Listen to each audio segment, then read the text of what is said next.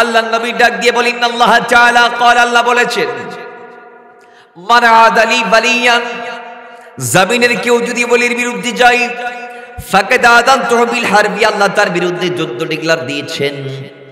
আল্লাহ কেন দিলেন? আল্লাহ তাদেরকে কেন এত ভালোবাসে? জমিনের কোন বান্দা যদি আল্লাহর ওলির বিরুদ্ধে কোনো কথা বলে আল্লাহ তাদের বিরুদ্ধে যুদ্ধ ডিক্লার দেওয়ার পিছনের কারণ কি?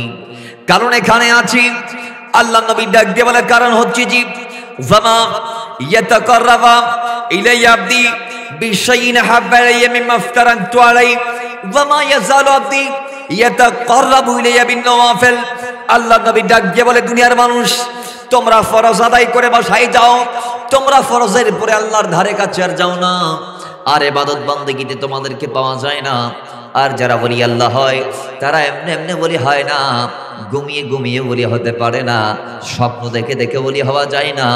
দুনিয়ার মানুষ যারা আল্লাহর ওলি হয়েছে আল্লাহর নবী ডাক দিয়ে বলে তারা আল্লাহকে এমন ভাবে ডেকেছে ফরজের পাশাপাশি ওয়ামা ইয়াজালু আবদি ইয়াতাকাররাবা ইলাইয়া ওয়ামা ইয়াজালু আবদি ইয়াতাকাররাবু ইলাইয়া বিন নওয়াফিল। যারা আল্লাহর ওলি হয়েছে কই তারা ফরজের পর পরই সারা রাত সারা দিন তারা নফল পড়ে পড়ে কাটিয়ে দিয়েছে। ওই বান্দাগুলা সকালে আল্লাহর ডাকতে ডাকতে কাটিয়ে দেই, দুপুর টাইমটাও আল্লাহর ডাকতে ডাকতে কাটিয়ে দেই, বিকেলের টাইমটাও আল্লাহর ডাকতে ডাকতে কাটিয়ে দেই, এশার মাগরিব সবগুলা তারা আল্লাহর দিয়ে দেই।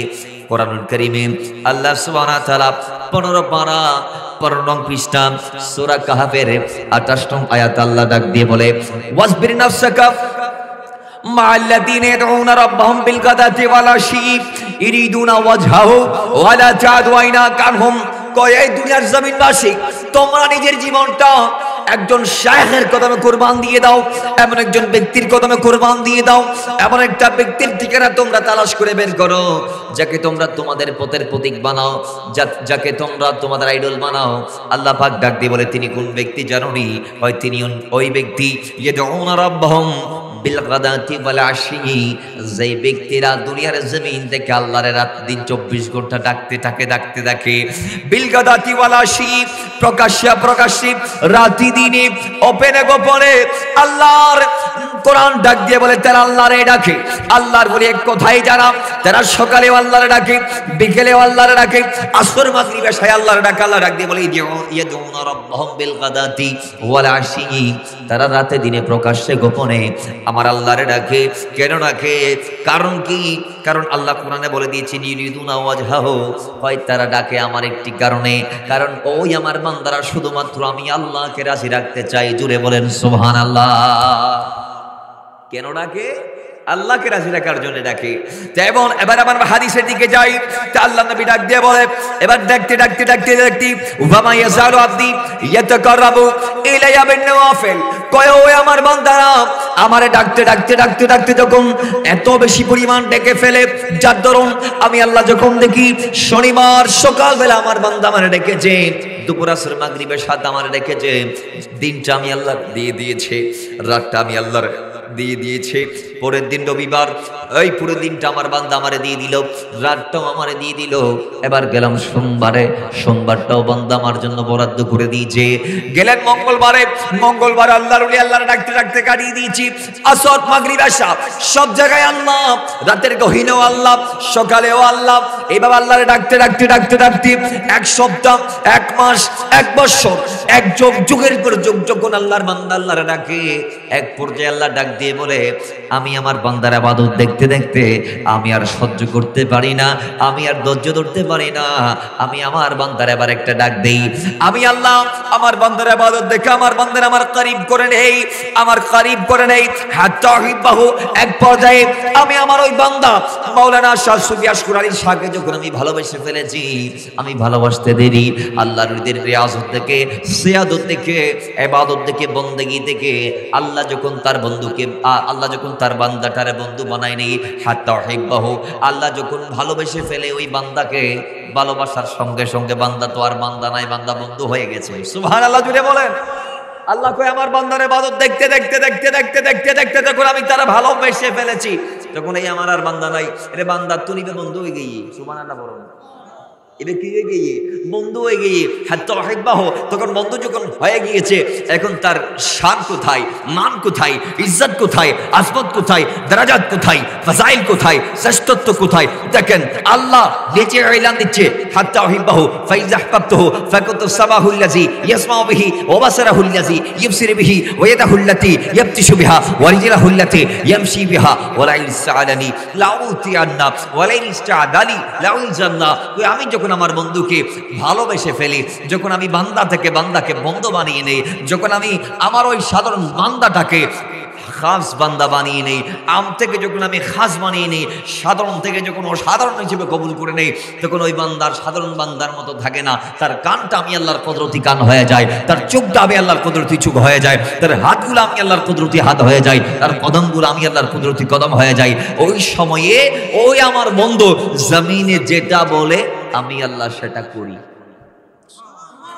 আর একটু জোরে বলেন ওরা ইনশাআলানি। তারা যখন আল্লাহর কাছে চায়, তারা যখন আল্লাহর কাছে চায়, আল্লাহ বলে লাউতিয়ান, আমি দেই। সুবহানাল্লাহ পড়ুন। তেলে এবার আসুন, এই আল্লাহর ওলি যারা আছে দুনিয়াতে, তারা এমনে এমনে ওলি। তুই বলবেন আমাকে এমনে এমনে ওলি? আল্লাহ শর্ত জুড়ে দিয়েছেন কি? সূরা ইউনূসের 63 নম্বর আয়াত আল্লাহ বলেন আল্লাযীনা আমানু ওয়া কানু ইয়াত্তাকুন। তারা ঈমান এনে এমন ভাবে তাকওয়া তথা পরহেজগারিতা অবলম্বন করেছে যার দরুন তারা ওলি আল্লাহ হয়ে গিয়েছে। সূরা কাহফের 28 নম্বর আয়াতে আল্লাহ 15 পারার 15 নং পৃষ্ঠার মধ্যে এলান দিচ্ছেন, ওই যারা আমার বন্ধু হয় তারা এমনি এমনি হয় না। কেমনে হয়? আল্লাহ পাক ডাক দিয়ে বলছেন, তারা আমি আল্লাহকে ইয়াদউনা রাব্বাহুম বিল গাদাতি ওয়াল আশিয়ি, রাত দিন 24 ঘন্টা ডাকতে ডাকতে ওলি হয়ে যায়। তাহলে ওলি আল্লাহর বিরুদ্ধে আমাদের যদি কোনো কথা মুখ দিয়ে বের হয়, বের করার আগে 110 বার ভাবতে হবে ইনি আল্লাহর বন্ধু, ইনি আল্লাহর কি? একটু জোরে বলেন, ইনি আল্লাহর বন্ধু। আমি কে আব্দুল্লাহ, তিনি কে ওলিউল্লাহ। তো আল্লাহর বান্দা কিভাবে আল্লাহর বন্ধুর বিরুদ্ধে কথা বলতে পারে? জমিন যার, তার বন্ধুর দাম কম না বেশি? তো আওয়াজ দিবেন, জমিন যার, তার বন্ধুর দাম কম না বেশি? জমিনের মালিক আল্লাহ, ওই মালিকের বন্ধু হচ্ছে ওলি আল্লাহ। সুবহানাল্লাহ পড়েন। তাহলে তাদের বিরুদ্ধে জবান খোলা যাবে? এখন আমরা দেখতেছি কিছু কিছু বান্দা না বুঝে ওলি আল্লাহর বিরুদ্ধে কথা বলে ফেলে। কই এখানে যাই লাভ কি, জিয়ারত করি লাভ কি, তারা নিজে বাঁচতে পারবে না, আমাদেরকে কোত্থেকে বাঁচাবে? না, আপনার সেই চোখ এখন অর্জন হয় নাই বিদায় আপনি আল্লাহর ওলিদেরকে চিনতে পারছেন না। আপনি যদি দেখতেন তাদের মাকামাত, আপনি যদি দেখতেন তাদের শ্রেষ্ঠত্ব, আপনার যদি সেই চোখ থাকতো, খোদার কসম আপনি জবানে তালা দিতেন, তাদের বিরুদ্ধে বলার সুযোগ রাখতেন না। কথা ঠিক কি না? কিন্তু আজকে আমরা না বুঝার কারণে উল্টা পাল্টা অনেক কথা আমরা ওলি আল্লাহর বিরুদ্ধে বলে ফেলি। বলাটা ঠিক না। আল্লাহ বুঝার তৌফিক দান করুন, আমিন বলেন। ভাইরা আমার, আপনি যদি শুনলে অবাক হবেন, আপনি যদি একটু খেয়াল করেন আশ্চর্য হবেন। আল্লাহর ওলি গাউসে পাক আব্দুল কাদের জিলানী এমনি এমনি বলে হয় নাই, এমনি এমনি তিনি এত বড় মাকামাত হাসিল করে নাই। গাউসে পাক আব্দুল কাদের জিলানীর জীবনী, আপনি যত জীবনী আছে তোর মধ্যে শ্রেষ্ঠ যেটা জীবনের কিতাব বাহিয়াতুল আসরার শরীফ যখন খুলবেন, সেখানে আল্লামা ইমাম শাতনুফি আলাইহি রাহমাত তিনি কোট করেছেন এই ওয়াকিয়া। গাউসে পাক ডাক দিয়ে বলে, আমি এমনি এমনি বলি হয় নাই, আমি বলি হয়েছি আল্লাহর পক্ষ থেকে ডাক আসার পরে। ডাক্তার সে কখন? কয় আমি গাউসিয়া শরীফের মধ্যে কাসিদায়ে গাউসিয়ার মধ্যে গাউসে পাক নিজে বলেছেন, দারাস্তুল ইমাম হাত্তা সিরতু কুতুবান ওয়ানিলতু সাদা মিন মাওলাল মাওয়ালি। আমি আব্দুল কাদের জিলানী ইলম হাসিল করতে করতে আমি আল্লাহর ওলি হয়েছি। তাহলে বোঝা গিয়েছে আল্লাহর ওলি গাউসে পাক একটানা তিনি ইলম অর্জন করতে করতে আল্লাহর ওলি হয়েছেন, কুতুবে পরিণত হয়েছেন। গাউসে পাকের জীবনের রিসার্চ করলে দেখা যায় আমার গাউসে পাক 1 বছর নয়, 2 বছর নয়, 3 বছর নয়, টানা 38 বছর তিনি কোরআন হাদিস দিয়ে পড়ালেখা করেছেন। জোরে বলেন সুবহানাল্লাহ। কয় বছর? তো আওয়াজ দিবেন, কয় বছর? আর ইবাদত করছেন কেমন? গাউসে পাক নিজেই লিখছেন। গাউসে পাকের কওল বাহিয়াতুল আসরারের মধ্যে এসেছে। গাউসে পাক আব্দুল কাদের জিলানী ডাক দিয়ে বলে, আমি বাগদাদের ধ্বংসস্তূপে 1 বছর নয়, 2 বছর নয়, 3 বছর নয়, আমি গৌসে পাক আব্দুল কাদের জিলানী একটা নাম, আমি পুরো 25টা বছর আমার জিন্দেগি থেকে গোটা 25 বছর এমনভাবে মুজাহাদা করেছি, বাগদাদের মানুষ আমাকে তখন চিনে নেয় আমি কে। অনেকেই আমাকে দেখেছে, আমার মুখ দিয়ে তাদের সাথে কোনো কথা বলতে দেখি নাই। আমাকে অনেকেই বোবা মনে করতো, পাগল মনে করতো। ওই যে আমি বাগদাদের ধ্বংসস্তূপে একটানা 25টা বছর মুজাহাদা করেছি, একটানা 25 বছর আমি দুনিয়ার কারোর সাথে কথা বলি নাই। আমি আল্লাহর সাথে কথা বলেছি, খাজা খিদির ইসলামের সাথে কথা বলেছি। আমি টানা 25 বছরের 22টা বছর যখন বাগদাদের ধ্বংসস্তূপে শেষ করলাম, ওই সময় আমাকে খাজা খিদির ইসলাম এসে ডাক দিয়ে বলে, এই আল্লাহর ওলি আব্দুল কাদের, আপনাকে আরো 1 বছর এখানে থাকতে হবে, কাটাইতে হবে।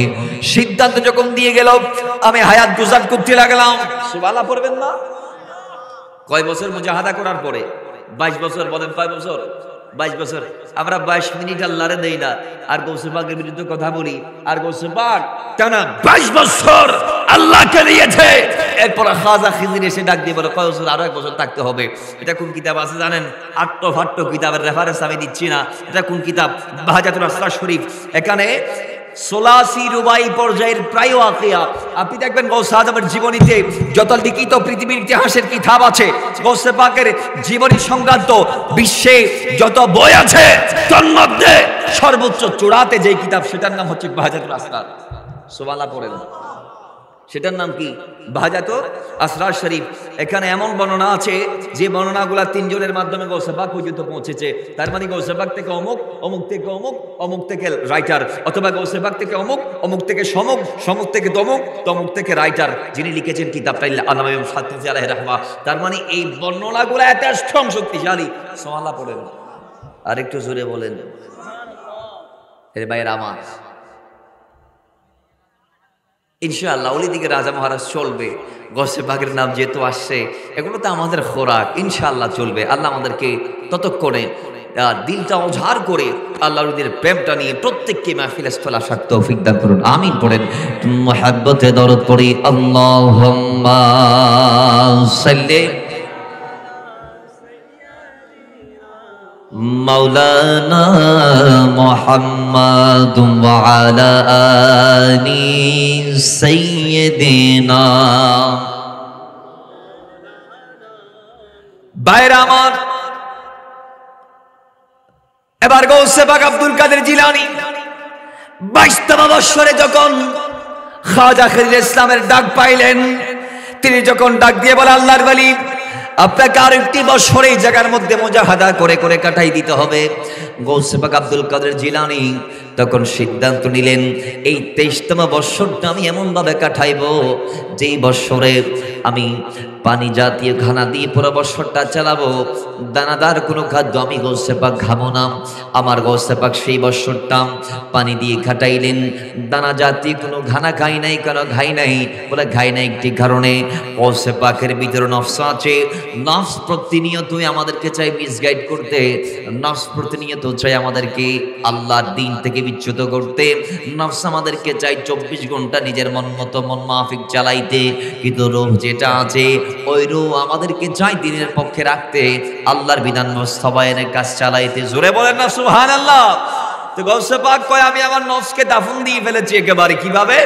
পুরো বৎসর আমি পানি খাই কাটাইছি, দানাদার খাদ্য আমি খাই নাই। এখন বলেন, আপনি পানি খাই কয়দিন বাঁচতে পারবেন? মন চাইবে কি চাইবে না? চাইবে। এই জন্য আল্লাহর ওয়ালিরা ওয়ালি হওয়ার আগে তারা তাদের সমস্ত চাহিদাকে কোরবানি দিয়ে ফেলেছে। মালিক দিনারের প্রশ্ন যদি আপনার কাছে করা হয়, আপনি কি ভাবে উত্তর দিবেন আমি জানি না, তবে আমার কাছে করা হলে আমি উত্তর দিব তারটা, যে উত্তরটা তিনি দিয়েছে, যে উত্তরের ডিরেকশন তিনি তার মেয়ের থেকে পেয়েছে, এবং সেটাকে নিজের জন্য বাছাই করে নিয়েছে, এবং সেটাকে মেনে তিনি বলি হয়েছে। সেটা কোন উত্তর? তার মেয়ে তাকে বলেছে, আব্বাজান, আজ থেকে আমি মেয়ে বলছি, আপনি যদি দামি হতে চান, আপনার মন মতো চলা আপনি বন্ধ করুন, দিন ইসলাম মতো চলা আপনি শুরু করুন। মন মতো আজকের পর থেকে আপনি চলতে পারবেন না, নফসের চাহিদা মেটাইতে পারবেন না। আপনার রুহানিয়তের শক্তি বাড়ান, রুহানিয়তের শক্তি সঞ্চার করুন। রোহ আপনাকে যে ডিরেকশন দেয় আপনি সেটা মানবেন। রুহানিয়ত কোনটা জানেন? ওই যে অন্তর যখন বলে, মন যখন বলে, নফস যখন বলে মদ খাও না, হালাল খাইলে কি, হারামের দ্বারে গেলে কি, অন্যায় করলে কি, সুদ খাইলে কি, তওবা করে নিবা। কয় নফস আপনাকে খারাপ কাজের ডিরেকশন দেওয়ার পরে আপনি যাওয়ার পথে আপনার ভেতর থেকে একটা অনুশোচনা যে জাগ্রত হয়, আরে আমি যে গুনাহ করতেছি, কয় এটা হচ্ছে রুহানিয়ত। আমি না যাই যে বলতেছেন অন্যায় কাজে, এটা রুহানিয়ত। জোরে বলেন না সুবহানাল্লাহ। তো ভাইয়ের আমার, তো মেয়ে ডাক দিয়ে বলছেন তাকে, হে মালিক দিনার, আপনি যদি দামি হইতে চান তাহলে আজকের পর থেকে আপনি আপনার নিজের মন মতো চলতে পারবেন না, আপনার রুহানিয়তের শক্তি আপনি বাড়ান, নফসের তাবেদারি করা বন্ধ করুন। এটা এই কথাটা বলেছে হযরত রাবিয়া বসরি ও হাসান বসরি, কি আপনারা বুঝবেন না, আমি একটু ভেঙ্গে ভেঙ্গে বলছি।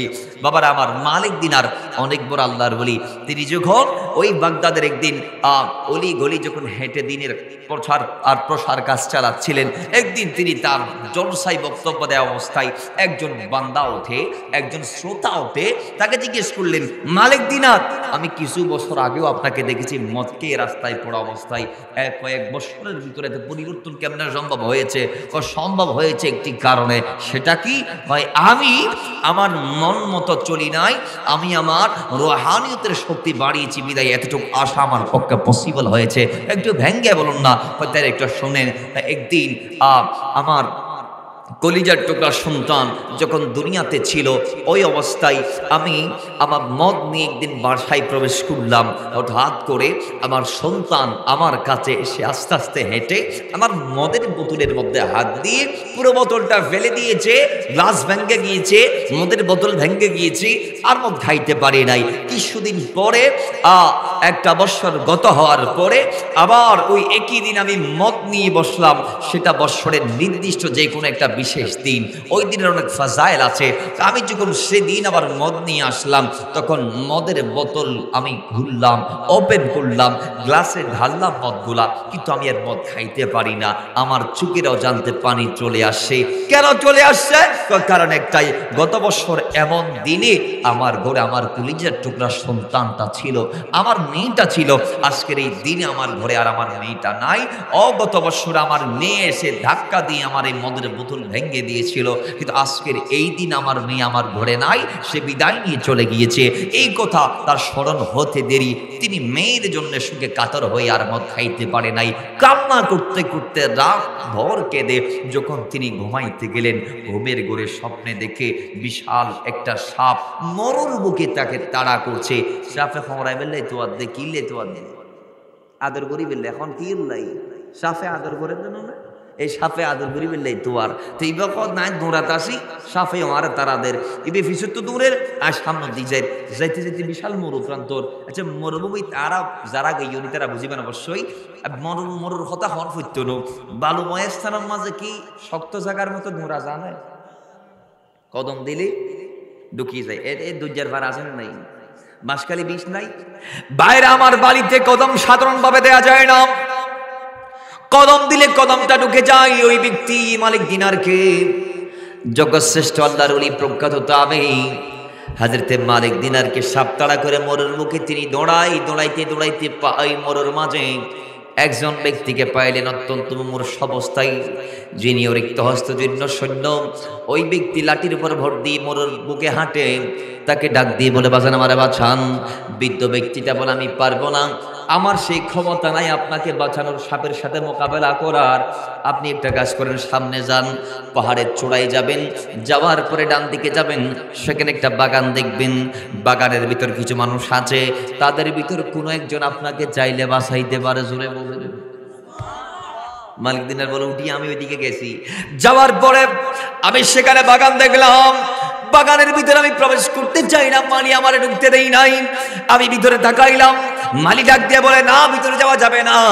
ওই ভিতরে যারা আছে তাদের ভিতর কেউ যদি আপনার পক্ষে সার্টিফাই করে, কেউ যদি আপনাকে ঢোকার পারমিশনটা দেয়, তাইলে আপনি ঢুকতে পারবেন।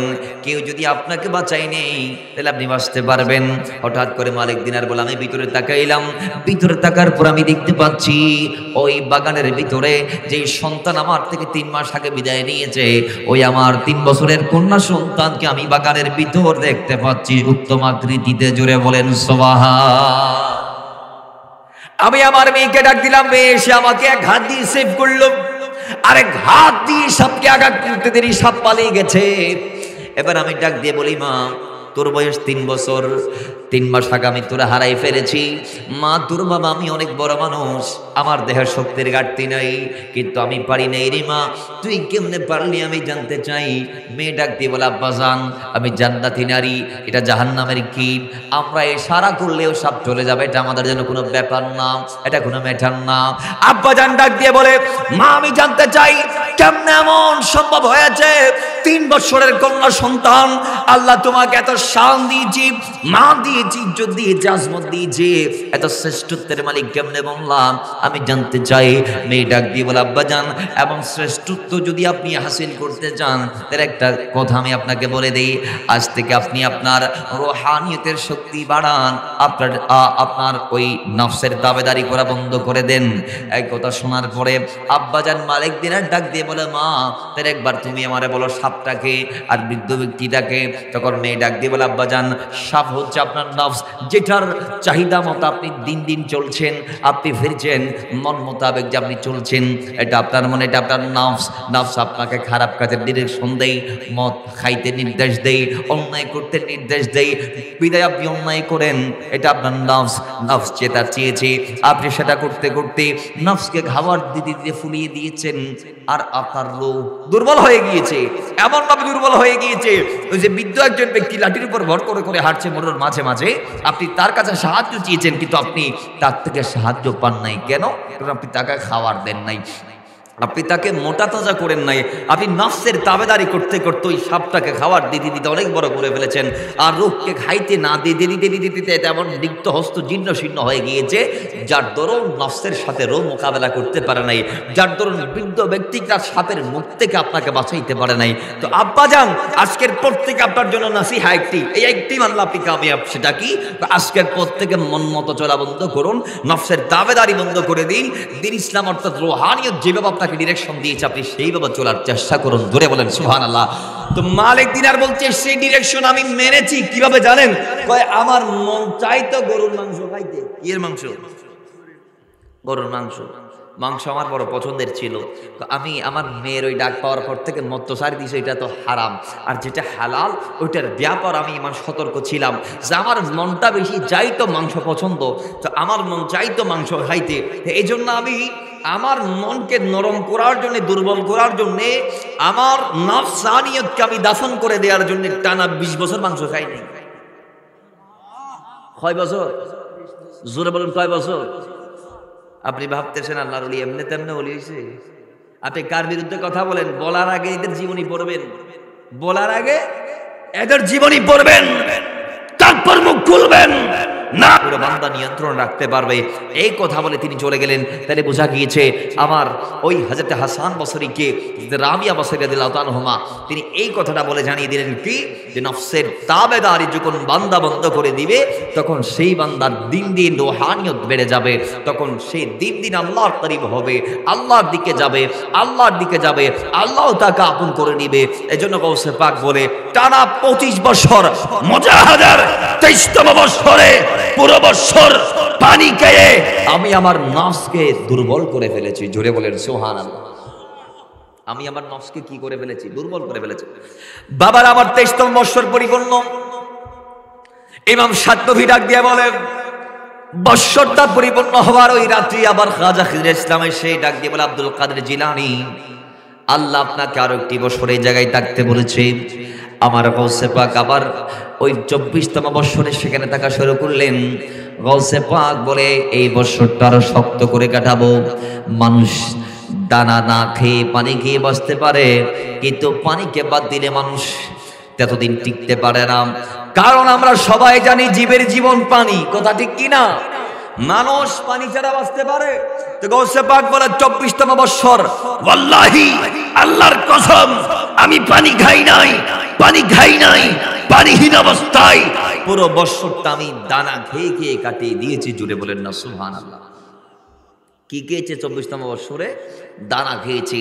তো গেলে 24তম বৎসর শেষ হয়ে রাতের বেলা খাজা খিজির আসছে, এসে ডাক দিয়ে বলো, ও আব্দুল কাদের জিলানী, আল্লাহ বলেছে আরো 1 বছর এখানে ইবাদত করতে হবে। শুরু হলো মুজাহাদার 25তম বৎসর। ওই বৎসরটাকে গৌসে পাক একটু ভিন্ন আঙ্গিকে কাটাইলেন। কেমন ভাবে কাটাইলেন? গৌসে পাক সিদ্ধান্ত নিয়েছে একজন ব্যক্তিকে বাঁচতে হলে 3টা জিনিসের দরকার, খানা, পিনা, রেস্ট। এই 3টা জিনিস ছাড়া মানুষ কখনো বাঁচতে পারে না। আপনি খেয়েছেন, পান করেছেন, আপনি বিশ্রামে যান নাই, একদিন না একদিন আপনি ধরা খাবেন, পড়ে যাবেন। কথা ঠিক কি না? গৌসে পাক বলে সব বাদ দিয়ে দিছি, সব বাদ দিয়ে দিয়েছি জীবন থেকে। বাইরে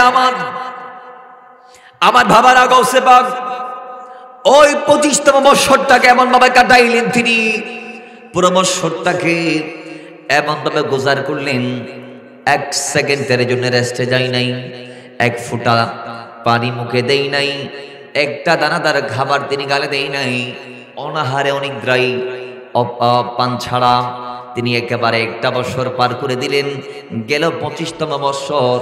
আল্লাহর বলি হযরতে গৌসে আজমের কদমে ওই সময় খাজা খিজির ইসলাম এসে ডাক দিয়ে বলে, ও আব্দুল কাদের জিলানী, আপনার এই মিশনটা মোকাম্মল হয়েছে, আল্লাহ আপনাকে পূর্ণাঙ্গ করে দিয়েছেন, আপনি সাকসেসফুল হয়েছেন।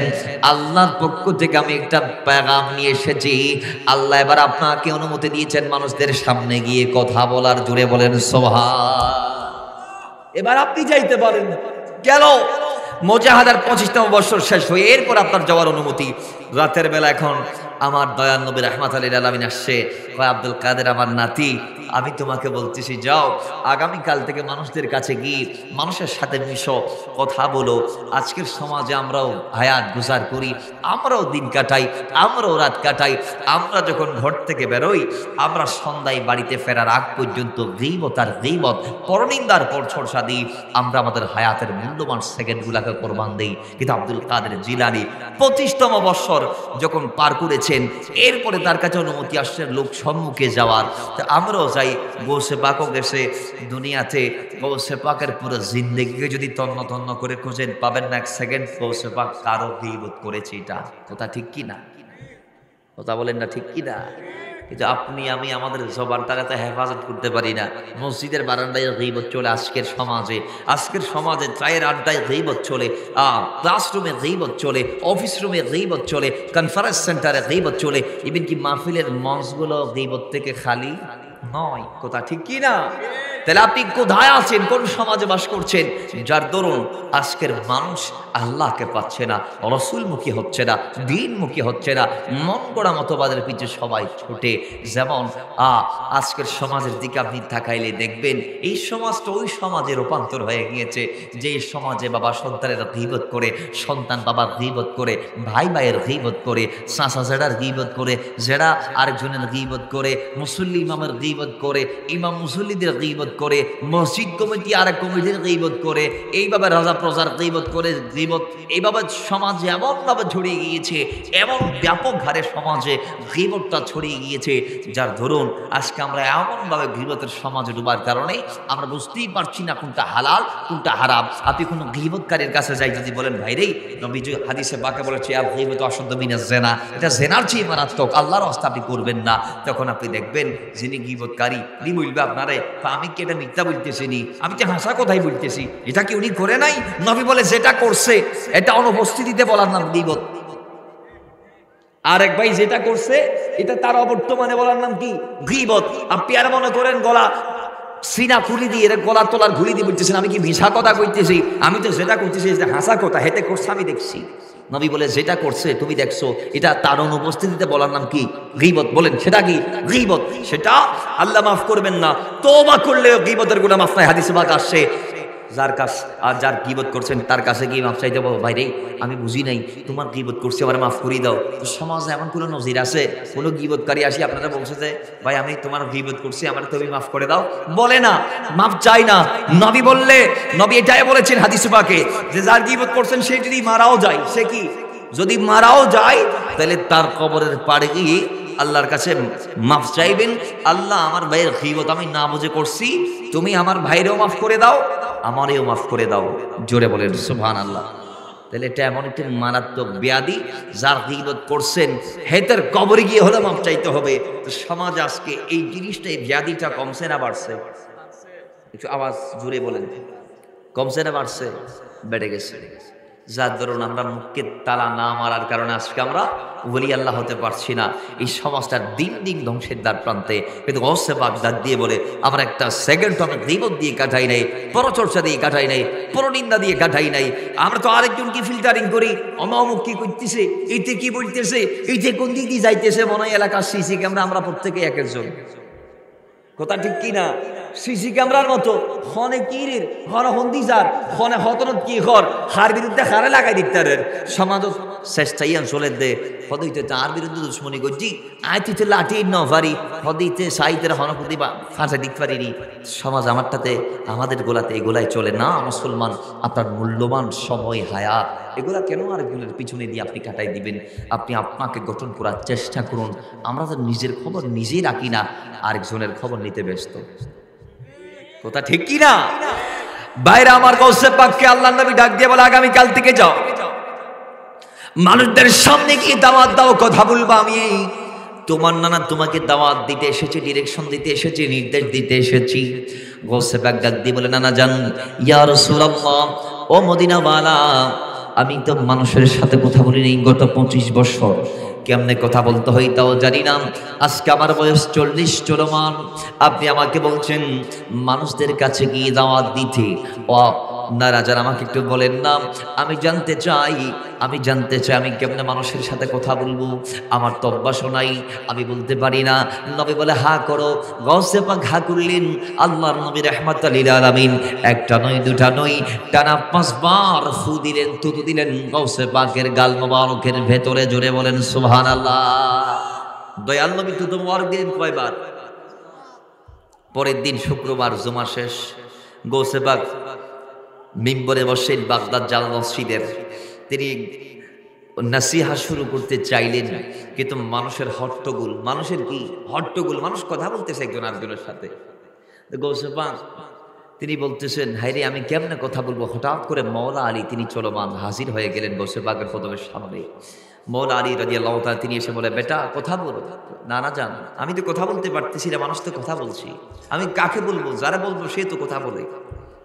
এখন হয়তো তুমি হা করো। হা করলেন, কি করলেন? হা। তিনি দিলেন 4টি ফু। সুবহানাল্লাহ জুড়ে বলেন। তো আবার গৌসে পাক ডাক দিয়ে বলে, না, গতকালকে দয়াল নবী রাহমাতুল লিল আলামিন দিল 5টি, আপনি দিলেন 4টি। এখানে কারণ কি আমি জানতে চাই। কারণ হচ্ছে নবী যেখানে 5টি দিচ্ছে সেখানে আমি আলী 5টি দিল নবীর বরাবর হয়ে যাচ্ছে। এই জন্য সংখ্যার দিক থেকে আদব বজায় রাখতে গিয়ে আমি আমার নবীর চেয়ে 1টি ফু কম দিয়েছি।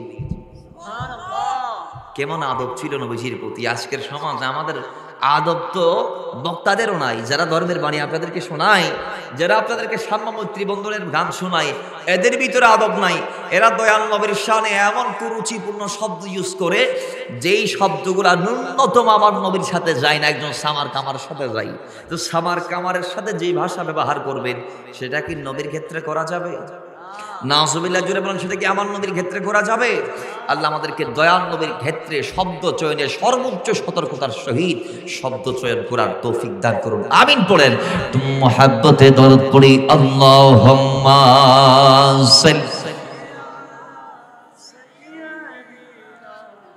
মাওলানা মুহাম্মাদ ওয়া আলা আলি সাইয়্যিদিনা। বাইরে আমার গৌসে পাক আব্দুল কাদের জিলানী এবার যখন কথা শুরু করে দিয়েছেন, তিনি কথা শুরু করছেন। প্রথমে তার সংখ্যা হতো, সামাঈদের সংখ্যা হতো 500। কিন্তু পরবর্তী গিয়ে ওই সংখ্যা ছাড়তে ছাড়তে বাড়তে বাড়তে 70,000 ছাড়িয়ে গেছে। জুড়ে বলেন। গৌসে পাকের এক মাহফিলে মানুষ হতে কয় হাজার? 70,000। আমার গাউসে পাক যখন কথা বলতো, শুধু মানুষ নয়, আল্লাহর ওলিরা নয়, রেজালুল গায়ব আল্লাহর ওলিরা নয়, ফেরেশতারা নয়, জিনেরা নয়, এই গোটা আলমের মধ্যে যারা আছে প্রত্যেকে নিজে চেষ্টা করতো সুপ্রিমটা যে আমরা গাউসে পাকের লেকচার শুনবো নিয়মিত। জোরে বলেন সুবহানাল্লাহ। ওই গাউসে পাকের গোলামদের ভিতর যারা দূরের, এরাও বলতেছে হুজুর আমরা চাই আপনার লেকচারটা শুনতে, মাহরুম হতে চাই না, একটু বলুন না, আমার বাড়ি তো অমুক জায়গায়, আমি কেমনে শুনতে পারি?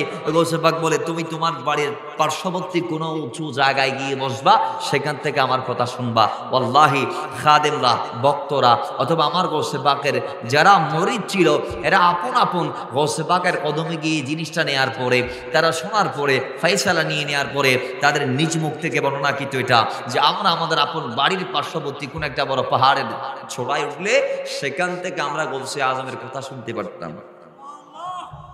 সপ্তাহের যেই দিনগুলোতে গৌসে পাক লেকচার দিত, সে নির্দিষ্ট টাইমে আমরা পাহাড় উঠতাম, সেখান থেকে দূর শত শত মাইল দূরে আমার গৌসে পাক, আমরা শত শত মাইল পরে কিন্তু গৌসে পাক বাগদাদ থেকে বলছেন আমরা আপন জায়গা থেকে শুনছি। সুবহানাল্লাহ জুড়ে বলেন।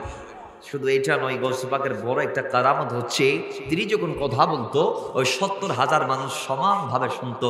সামনে যিনি বসছে ইনি যেভাবে গৌসে পাকের কথা শুনে, তখন তো আর মাইক নাই, তখন কি মাইক ছিল? মাইক ছিল না। সাউন্ড ছিল না। লাউড স্পিকারের কোনো ব্যবস্থা ছিল না। তখন গৌসে পাক মুখ দিয়ে কথা বলতো। মুখ দিয়ে যখন গৌসে পাক কথা বলতো, 70,000-এর সামনে যিনি বসে তিনি যেভাবে শুনতো, 70,000-এর পরে যিনি বসে তিনিও একইভাবে শুনতো। আমার গৌসে পাকের মাজলিসে লক্ষ লক্ষ জিন্না হাজির থাকতো। ভাইরা আমার, আমরা প্রমাণস্বরূপ বলতে পারি গৌসে পাকের মজলিস চলাকালীন সময়ে বাগদাদের একজন আলেম তিনি জিন হাজিরের তদবির অসংখ্যবার পাঠ করার পরেও দেখা যায় কোনো জিন তার তদবিরে আসে না, তার ডাকে সাড়া দেয় না। তো হঠাৎ করে দেখা গিয়েছে অনেকক্ষণ পরে একজন জিন এসে তাকে বলছে তাড়াতাড়ি কি জন্য ডেকেছেন সেটা বলুন, আমি চলে যাব। এত তাড়াহুড়ো কিসের? অন্যদিন আমি ডাক দিলে হাজির হও, আজকে লেট করার মানে কি? গৌসে পাক বাগদাদে বসে লেকচার দিচ্ছি, এজন্য আমরা ওই লেকচার শোনার জন্য তার বৈঠকে বসে গিয়েছি। তা আপনি বারংবার ডাকাতে এসেছি আপনাকে এই জিনিসটা জানাই দিতে যে আগামীতে গৌসে পাকের লেকচার চলাকালীন আমাদেরকে ডাকবেন না, ডাকলে আমরা আসতে পারবো না। শুধু আমরা নয়, আমাদের পার্শ্ববর্তী গোত্র, তার পার্শ্ববর্তী গোত্র অর্থাৎ জিনদের বিরাট একটি অংশ গৌসে পাকের গোলামের দফতরে নাম তুলাই দিয়েছি। আমরা সবাই গৌসে পাকের গোলামি গ্রহণ করে ফেলেছি, আমরা তার মুরিদ হয়ে গিয়েছি, আমরা তার ওই লেকচারে বসি। সুতরাং আপনাকে জানিয়ে দিতে আসছি এই টাইম আমাদেরকে ডাকলে পাওয়া যাবে না। তাহলে বোঝা গিয়েছে গৌসে পাকের ওই দরবারে শুধু মানুষ যাইতো না, দানবরাও যাইতো, জিনরাও যাইতো। মুসলমান, আমরা যদি সেদিক যাই অনেক লম্বা হয়ে যাবে। তো গৌসে পাক আব্দুল কাদের জিলানী এত মকামাত হাসিল কিভাবে করলেন? বাহাজাতুল আসরারের মধ্যে আসছে গৌসে পাক নিজে এলান দিচ্ছে আল্লাহ আমাকে কারামত দিয়েছে 24,000। কথা বলেন কয় হাজার? 24টা হাজার। তার মধ্যে সর্বোচ্চ বড় কারামত হচ্ছে আমি আব্দুল কাদের জমিনে দাঁড়িয়ে চাঁদ আর সরোজের সাথে কথা বলেছি। আর সর্বনিম্ন কারামত আমার হচ্ছে আমি মুর্দারে জিন্দা করেছি। সুবহানাল্লাহ জুড়ে বলবেন না? মুর্দারে চিন্তা করার ক্ষমতা আমার গৌসে পাকের আসরে নাই। একদিন এক মা আসি ডাক দিয়ে কয় হুজুর আব্দুল কাদের, ও গৌসে পাক আপনার কদমে আমি আমার সন্তান এই বাচ্চাটারে দিলাম, এটারে মানুষ করে দিন। সুবহানাল্লাহ জুড়ে বলেন। আল্লাহর ওলিদের দরবারে আমরা আমাদের সন্তানদেরকে এইভাবে দিতে চাই কি চাই না? একটু আওয়াজ দেন না ভাই, চাই কি চাই না? বাবার আমার মা সন্তানকে দিয়ে দিলেন, আপন মা সন্তানকে দিয়ে দিলেন। মা ডাক দিয়ে বলে হুজুর আব্দুল কাদের জিলানী সন্তান তারা আপনি রিসিভ করুন, গ্রহণ করুন, দিয়ে দিলাম। গৌসে পাক বলে আমি নিয়ে নিলাম। গৌসে পাক তার সাধনার মধ্যে লাগাই দিলেন। গৌসে পাকের দরবারে সে সাধনা করছে, রেয়াজত করছে, সফলতার চূড়ান্ত পর্যায়ে যাওয়ার তার সংগ্রাম চলমান অবস্থায় কয়েক বছর পরে তার আম্মা জান গৌসে পাকের কদমে একদিন আসলো। কেন এসেছে? কয় সন্তান তারা দেখবে। কেন আসছে? সন্তানকে দেখবে। এসে দেখে সন্তান না কাইতে একদম গায়ের সাথে চামড়াগুলা লেগে গেছে, হাড়ের সাথে চামড়াগুলা লেগে গেছে, মাংসগুলা গায়েব হয়ে গেছে। একদম দুর্বল টাইপের হয়ে গেছে, জীর্ণ শীর্ণ হয়ে গেছে, সন্তান শুকনো রুটি খায়। এবার মাটা গৌসে পাকের কদমে গেলেন, যাই দেখে গৌসে পাক আব্দুল কাদের জিলানী তার সামনে রুটির সাথে মুরগির রোস্ট, পোলাও ইত্যাদি ইত্যাদি। সুবহানাল্লাহ জুড়ে বলেন। মা ডাক দিয়ে বলতেছে, আব্দুল কাদের জিলানী আপনি তো ইনসাফ করেন নাই, ও গৌসে পাক আপনি নিজে খাচ্ছেন মুরগির রোস্ট আর আমার সন্তানরা খাওয়ার দিচ্ছেন শুকনো রুটি, তার একটা জুলের ব্যবস্থা করেন নাই, আপনি কেমনে এটা পারলেন? আপনার পক্ষে এটা পসিবল কেমন হয়েছে আমি জানতে চাই। আপনার কি মুরিদদের প্রতি এতটুকু দয়া নাই যে আপনি যেটা খাবেন সেটা মুরিদদেরকেও খাইতে দিবেন? হয় না না, কেন কেন দয়া দেখাবো? আমি যে সাধনা করে এই চূড়ান্ত শীর্ষ পর্যায়ে পৌঁছেছি, সেই সাধনার মাধ্যমে তোমার সন্তান একদিন এই পর্যায়ে পৌঁছাবে। আমি যেদিন চূড়ান্ত সাধনার মাধ্যমে তোমার সন্তানকে সফলতার চূড়ান্ত দ্বার প্রান্তে শীর্ষ স্থানে পৌঁছিয়ে দিব, সেদিন তোমার সন্তানকার শুকনো রুটি খাওয়া লাগবে না, সেও মুরগির রোস্ট খাইতে পারবে। এই কথা বলে গৌসে পাক ওই যে মুরগি খাই হাড়গুলা জমা রাখছে সামনে, ওই মরা হাড়, এগুলাতে হাত দিতে দেরি, জীবাণু হাড়ে গৌসে পাক হাত দিতে দেরি, আল্লাহর কসম হাড় থেকে একটা মুরগি হয়ে গেছে। জুড়ে বলেন সুবহানাল্লাহ। হাড় থেকে একটা জীবন্ত মুরগি হয়ে গেছে। তো গৌসে পাক বলে, দেখো এই মকামাত যেদিন তোমার সন্তানের অর্জিত হবে সেদিন সে মুরগির রোস্ট খাইতে পারবে, এর আগে না। তাহলে বোঝা গিয়েছে আল্লাহর ওলিরা এমনি এমনি বলে হয় নাই, সাধনা করে করে বলি হয়েছেন। কথা ঠিক কি না? একটু জোরে বলুন ঠিক কি না? আমরা তো দুনিয়াতে ঘুমিয়ে ঘুমিয়ে কাটিয়ে দেই, যা মন চাই তা করি, যাকে তাকে আবার ওলি আল্লাহ বানায় দেই। বাবার আমার আশ্চর্য হবেন, অবাক হবেন। গৌসে পাকের ভরা মজলিসে একজন ডাক দিয়ে বলো, আব্দুল কাদের জিলানী একটা সওয়াল আছে, জানতে চাই আল্লাহর ওলি কাকে বলে? আমার গৌসে পাক ডাক দিয়ে বলে, ওলি আল্লাহর সম্পর্কে জানতে চাও? শোনো, ওলি তাকে বলে যার কথা আলমের সবাই শুনে, পাহাড় যার কথা শুনে, চাঁদ যার কথা শুনে, সরোজ যার কথা শুনে, সৃষ্টিতে একটা তৃণ লতা পাতাও যার কথা শুনে, একটা পাথর যার কথা শুনে, তাকে আল্লাহর ওলি বলে। এক কথায় ওলি আল্লাহ যদি বলে এই যে পাশে একটা পাহাড় আছে, তো এই পাহাড় তুমি বাগদাদ থেকে সিরিয়ার দিকে চলে যাও, তো পাহাড় যদি আল্লাহর কথা শুনে আপন স্থান পরিবর্তন করে, তাকে আল্লাহর ওলি বলা হয়। হঠাৎ করে দেখা গিয়েছে গৌসে পাক যে পাহাড়কে নিয়ে মিসাল দিয়েছে, সেই পাহাড়টা আপন জায়গা থেকে উঠে সিরিয়ার দিকে চলে যাচ্ছে। আমার গৌসে পাক ডাক দিয়ে বলে, হে পাহাড় কোথায় যাও? হুজুর আব্দুল কাদের জিলানী আমি যাচ্ছি কোথায় জানেন? ওই সিরিয়ার দিকে।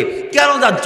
আপনি একটা কথা বলেছেন, আপনি একটা মিসাল দিয়েছেন যে আল্লাহর ওলি তাকে বলে যার কথা পাহাড়ে শুনে। হুজুর আব্দুল কাদের জিলানী আপনার মিসালটাকে সত্যায়ন করার জন্যে, আপনার কথাকে সঠিক প্রমাণ করার জন্যে আমি আপনার অবস্থানটা পরিবর্তনের সিদ্ধান্ত নিয়েছি।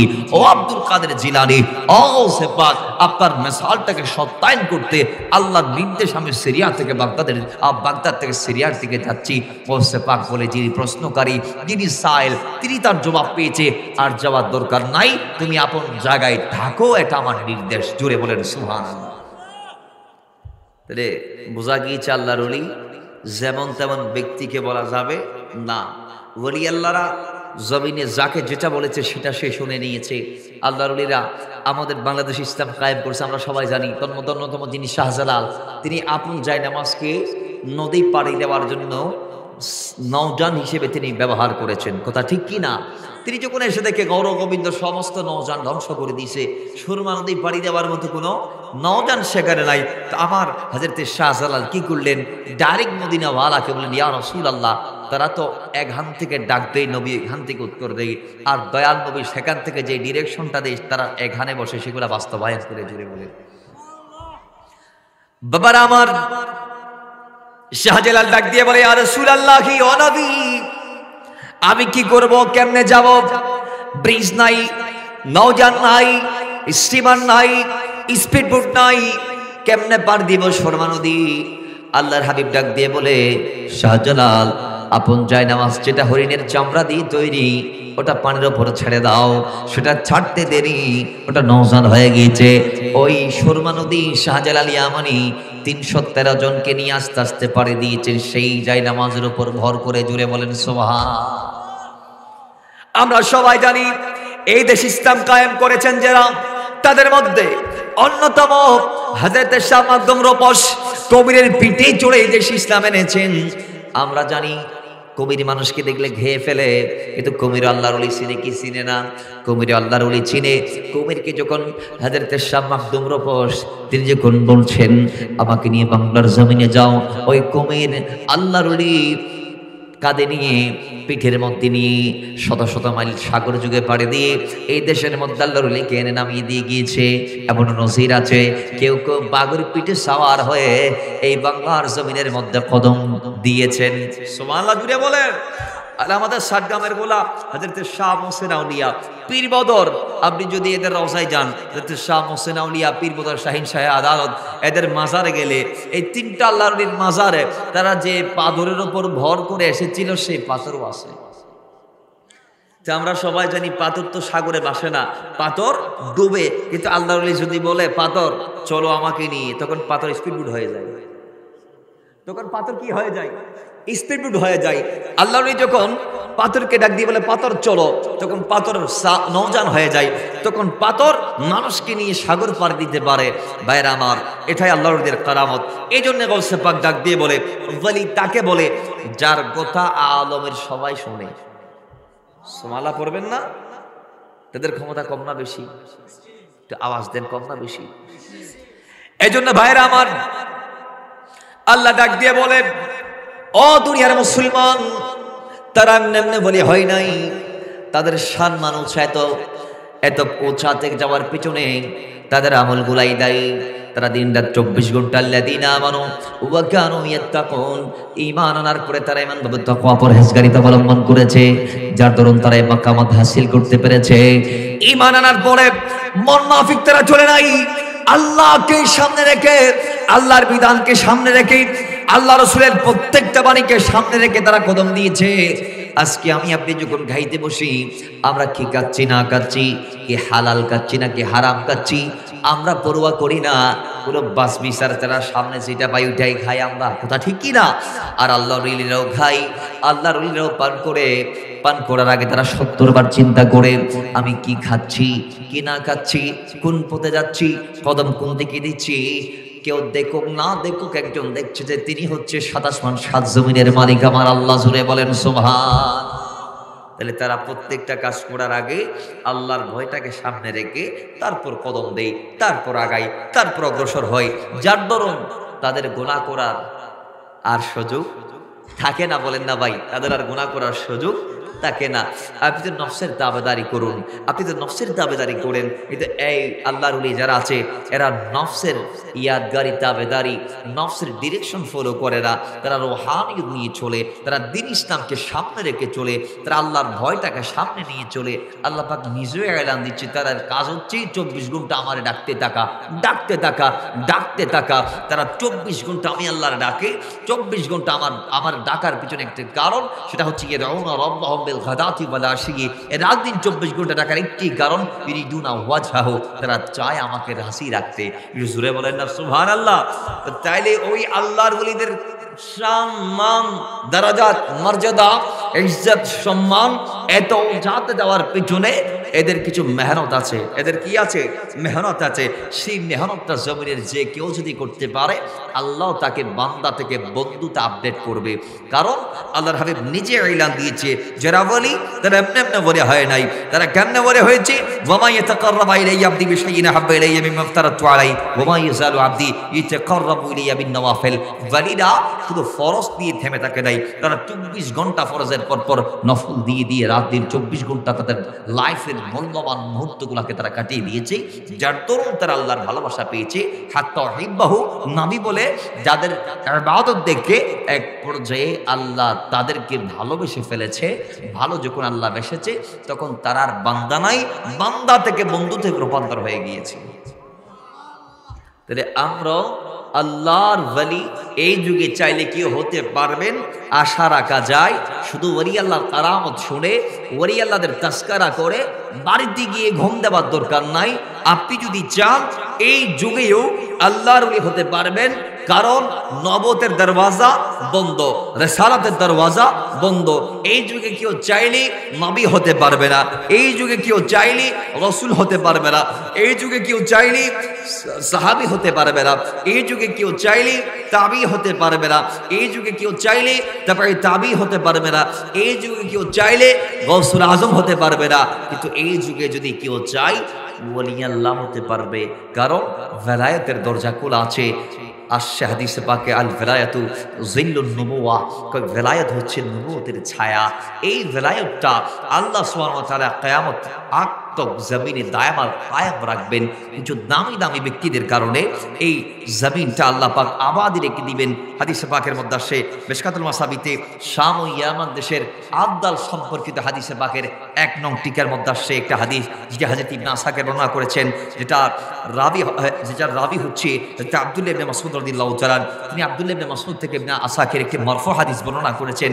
হাদিসের মধ্যে আসে আল্লাহ তার পুরো কায়নাতটাকে চালায় 356 জন আল্লাহর ওলির মাধ্যমে। আর একটু জোরে বলেন না, কয়জন?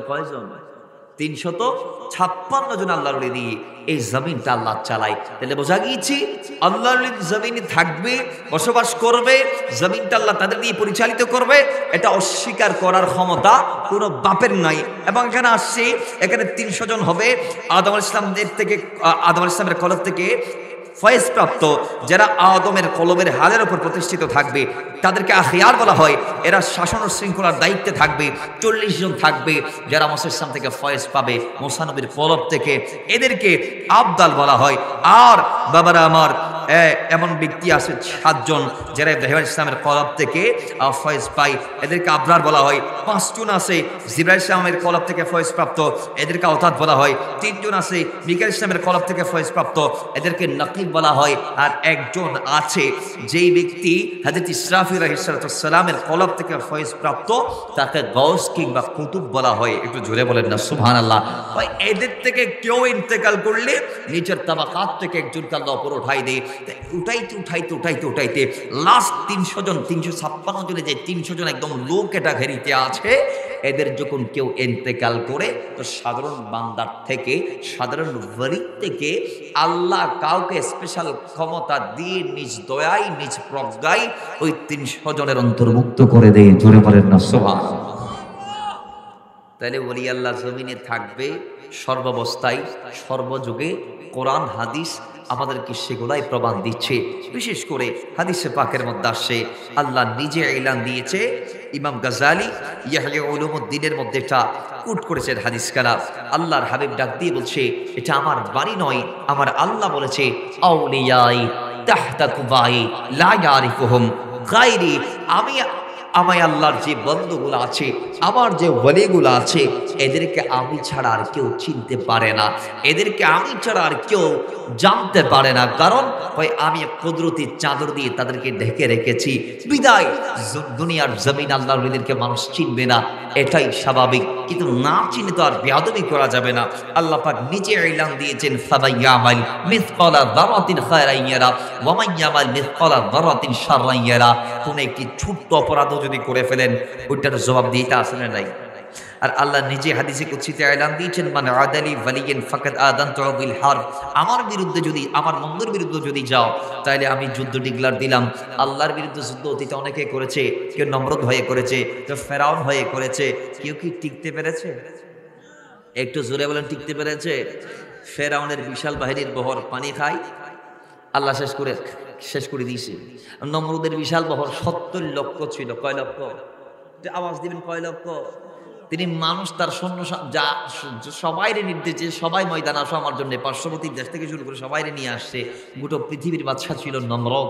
সেই নমরুদ যখন 70 লক্ষ নিয়ে সামনে আগাচ্ছে, ইব্রাহিম ইসলামকে ডাক দিয়ে বলে, তোমার খোদা কোথায়? ইত্যাদি ইত্যাদি ইত্যাদি, মুখ দিয়ে যা আসে তাই বলে বলি আল্লাহর বিরুদ্ধে। তাহলে বুঝতে হবে এদের হালের কারণে, এদের এই খাসলতের কারণে, এদের এই কৃতকর্মের কারণে একদিন তাদেরকে ধ্বংস হতে হবে। আল্লাহ তাদেরকে অবশ্যই একদিন না আরেকদিন পাকড়াও করবেন। তাহলে আমাদের জন্য জিম্মাদারি কোনটা, আমাদের জন্য সেফ মাকান কোনটা?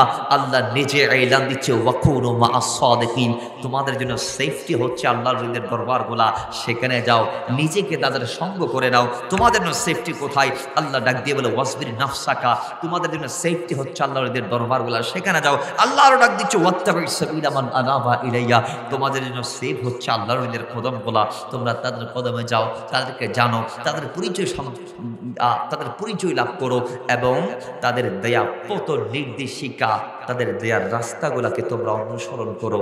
আল্লাহ নিজেই 21 পারা 11 নং পৃষ্ঠা সূরা লুকমানের 15 নং আয়াত আল্লাহ নিজে এলান দিচ্ছে ওয়াত্তাবিস সাবিলা মান আনাবা ইলাইয়া, যে আমার বন্ধুগুলো আগ থেকে আমার পথের পথিক হয়ে হাঁটছে, তোমরা তাদের দেখানো পথে চলো। শয়তানের পথ অনুসরণ করা যাবে? জোরে বলুন, শয়তানের পথে কদম দেয়া যাবে না। আল্লাহ আমাদেরকে তার বন্ধুদের দেয়া, ঠিক আছে, সমস্যা নাই। তাহলে আল্লাহ আমাদেরকে আল্লাহর ওলিদের কদম ধরে এই জমিন থেকে শেষ নিঃশ্বাস তাক হায়াত গুজার করার তৌফিক দান করুক, আমিন। আসুন মহব্বতে দরুদ পড়ি, আল্লাহুম্মা সাল্লি মাওলানা মুহাম্মদ ওয়া আলা আলি সাইয়্যিদিনা, মহব্বতে দরুদ পড়ি, আল্লাহুম্মা সাল্লি মাওলানা মুহাম্মদ ওয়া আলা আলি সাইয়্যিদিনা। আরে ওই মদিনায় আছে নামারে জানে মুহাম্মদের রাসূল, সেই নবীকে ভালোবেসে আরে আমি যদি করি ভুল, ওই মদিনায় আছে নামারে জানে মুহাম্মদের রাসূল, সেই নবীকে ভালোবেসে আরে আমরা যদি করি ভুল, ভুলে মোরা হোক না জীবন,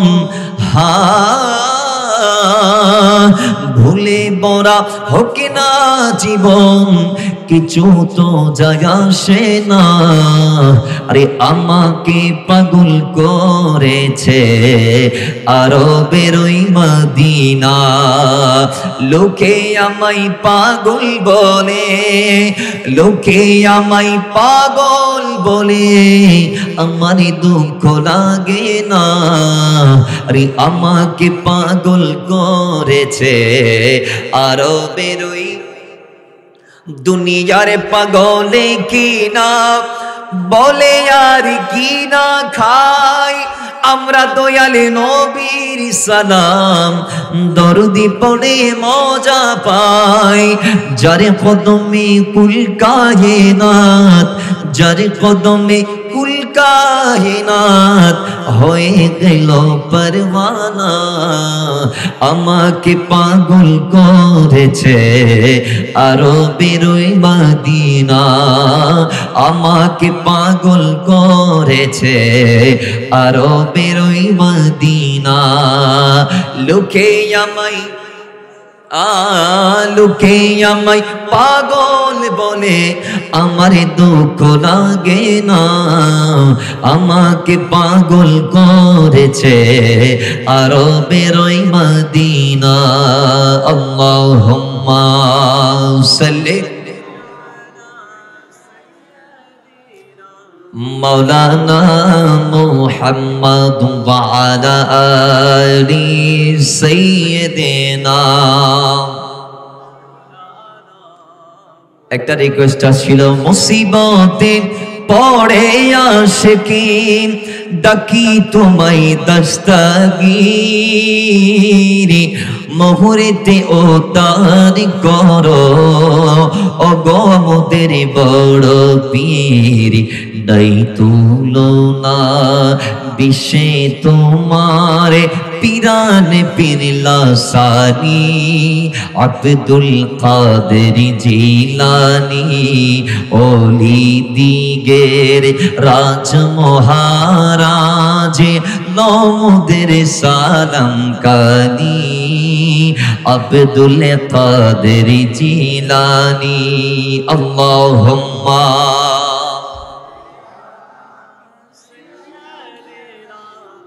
মাওলানা মুহাম্মদ ওয়া আলা আলি সাইয়্যিদিনা। ভাইরা আমার, আসুন সেই আল্লাহর ওলিদের এত কামিয়াবির পিছনে আরেকটা জিনিস, তাদের কাছে আদব ছিল, আদব। আদব সুবহানাল্লাহ জুড়ে বলেন, কি ছিল? কি আদব। গরিব নওয়াজের মাস হলো মা, এই রজবুল মুরাজ্জাব শরীফের 6 তারিখ গরিব নওয়াজের উরসে পাক গেছে। কথা ঠিক কি না? তাকে তার আদবটা কোথায় পৌঁছে দিয়েছে দেখেন। বাবার আমার গাউসে পাক আব্দুল কাদের জিলানী, তিনিও সফলতার চূড়ান্ত পর্যায়ে আসছেন তার আদব দিয়ে। আমি দুটা ওয়াকিয়াকে একসাথে বলছি, আপনারা খেয়াল করবেন, চেষ্টা করবেন মাথায় সেটা করার। গাউসে পাক আব্দুল কাদের জিলানীর একজন বন্ধু, তিনি এই ওয়াকিয়াটা তিনি বর্ণনা করছেন। আব্দুল কাদের জিলানী যখন নিজামিয়া মাদ্রাসার ছাত্র ছিল, আমিও ছিলাম নিজামিয়া মাদ্রাসার ছাত্র, আমাদের আরেকজন বন্ধু ছিল ইবনে সাখা, তিনিও ছিল নিজামিয়া মাদ্রাসার ছাত্র। তিনি একটু বড় ছিল, আমরা ছোট টাইপের ছিলাম। তো আমাদের একটা নিয়াত ছিল, আমরা বাগদাদের নিজামিয়া মাদ্রাসায় পড়ালেখা অবস্থায় আমরা বিভিন্ন আল্লাহর ওলিদের দরবারে যাইতাম, জিয়ারত করতাম, সফর করতাম। জোরে বলেন সুবহানাল্লাহ। তিনি বলছে, ইমাম আবু আব্দুল্লাহ তার নাম, ইমাম আবু আব্দুল্লাহ বলছেন, কই আমরা 3 জন মিলে একদিন সিদ্ধান্ত নিলাম, আমরা বাগদাদের গাউস যিনি আছে তার দরবারে যাব, তার দরবারে যাব। হঠাৎ এই কথা বলতে দেরি ইবনে সাখা ডাক দিয়ে বলে, আমি এমন একটি প্রশ্ন করব বাগদাদের গাউসকে, সেটার উত্তর দেয়া তার পক্ষে সম্ভব না। মানে গাউসরা আয়ানুকে প্রশ্ন করছিলাম, তা জিয়ে যাই রে যেবার উত্তরে বেদিক ফাইতো না, নাউজুবিল্লাহ বড় করে করুন, তার ইনি বেয়াদবি করে ফেলেছে। ইবনে সাখা বলে, ইবনে সাখা বলার পরে আবু আব্দুল্লাহ বলে, আমি একটি প্রশ্ন করব, দেখি তিনি কি উত্তর দেয়। আর গাউসে পাক আব্দুল কাদের জিলানী ছোট, তিনি বলছে, মাআযাল্লাহ, তাকে প্রশ্ন করা দূরের কথা, আমি তার কদমে যাব দোয়া নেয়ার জন্য। কি নেয়ার জন্য?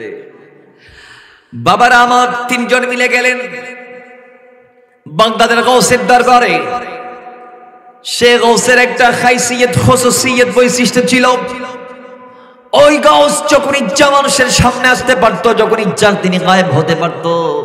তার মানে তিনি এই আছে এই নাই, মন চাইলে হাজির হতো, মন চাইলে অদৃশ্যে চলে যাইতো। তারা 3 জন মিলে আবার ওই গাউসের দরবারে গিয়ে দেখে কুরসি খালি, গাউস তার কুরসিতে বসা নাই। 3 জন মিলে দাঁড়িয়ে আছে, অপেক্ষার প্রহর গুনছে। হঠাৎ করে দেখে তাদের মুহূর্তের মধ্যে তাদের চোখের সামনে দিয়ে বাগদাদের গাউস তার কুরসিতে বসে আছে। জোরে বলেন সুবহানাল্লাহ। তার মানে একটু আগে ছিল না, মুহূর্তে হাজির। সুবহানাল্লাহ জোরে বলেন।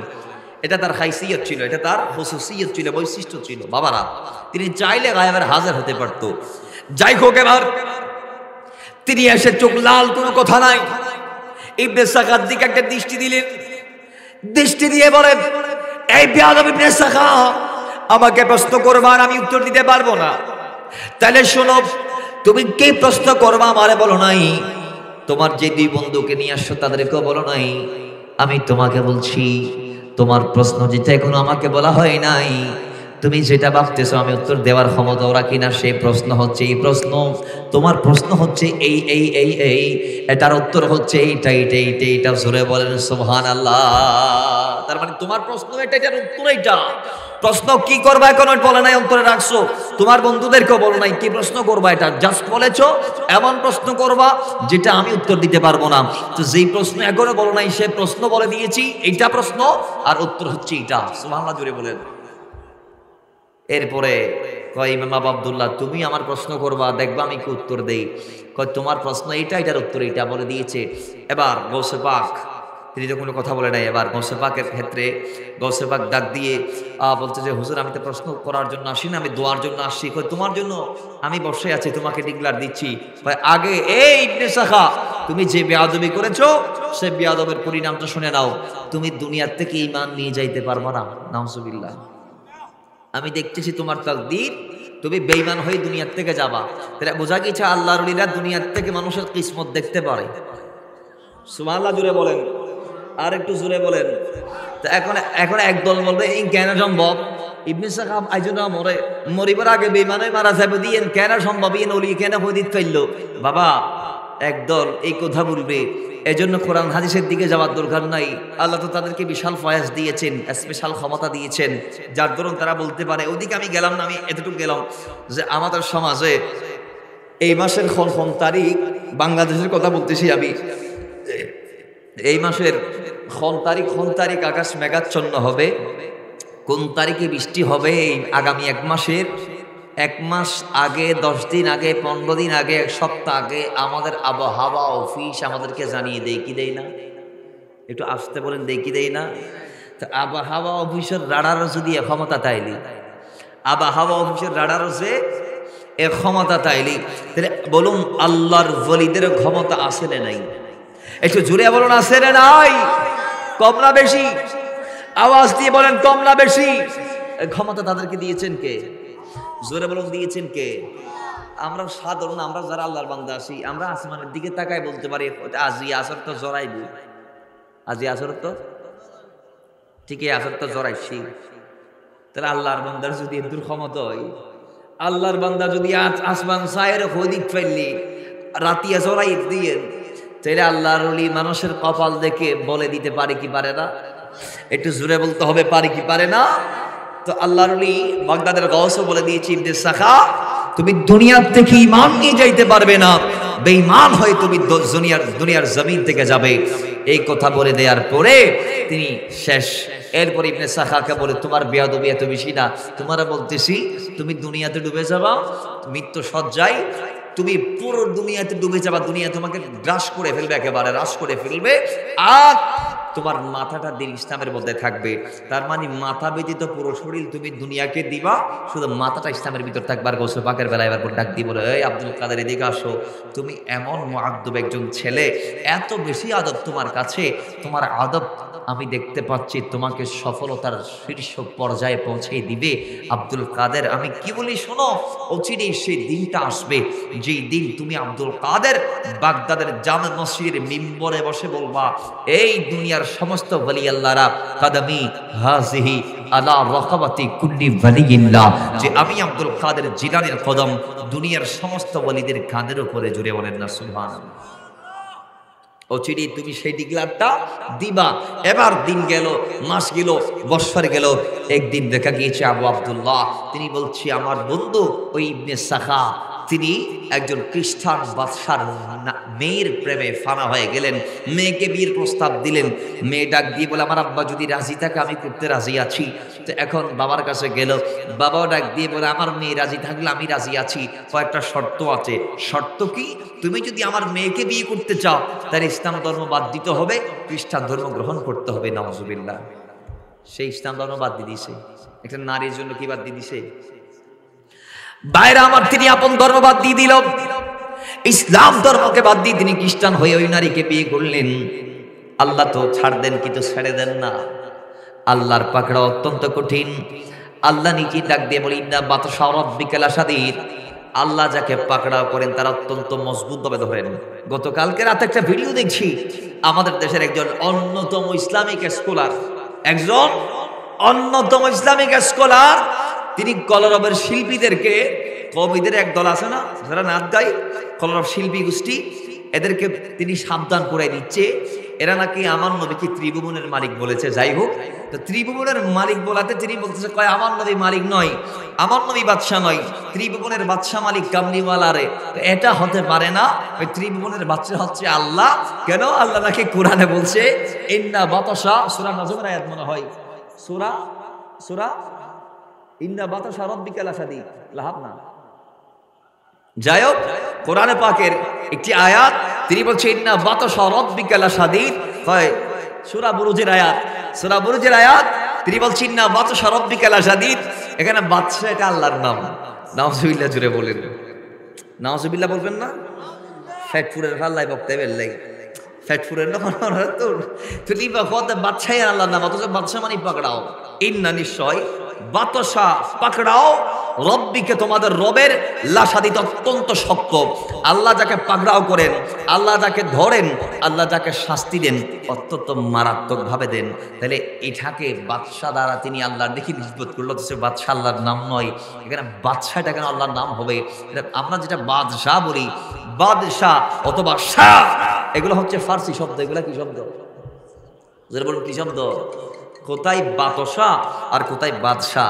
আসুন ওই ধরনের বক্তার থেকে আল্লাহ আমাদের ঈমান, আমল, আকীদা এবং পুরো মুসলিম উম্মাহকে হেফাজত করুন, আমিন পড়েন। যারা এখনো কোরআন হাদিস ভালো করে শিখেও নাই, রিসার্চও করে নাই, যারা আরবিরে বাংলা বানায়, বাংলারা আরবি বানায়, এই আরবি বাংলার ন্যূনতম যোগ্যতা, তারতম্য পার্থক্য করার ক্ষমতা যাদের নাই, আমি মনে করি এদের ময়দানে আয়েশে কথা বলার আগে কোরআন হাদিস আগে খুলে দেখা দরকার। কথা ঠিক কি না? আল্লাহ বোঝার তৌফিক দান করুক, আমিন পড়েন। ইন্না বাতশা রাব্বিকা লাশাদীদ, আল্লাহর পাকড়াও অত্যন্ত কঠোর, অত্যন্ত মজবুত করে আল্লাহ যাকে ধরে তাকে ধরে। তো আল্লাহ পাক সুবহানাহু ওয়া তাআলা ওই ইবনে সাহাকে ছাড় দিল, ছেড়ে দেন নাই, তাকে ধরেই ফেলেছেন, আল্লাহ পাকড়াও করেছেন।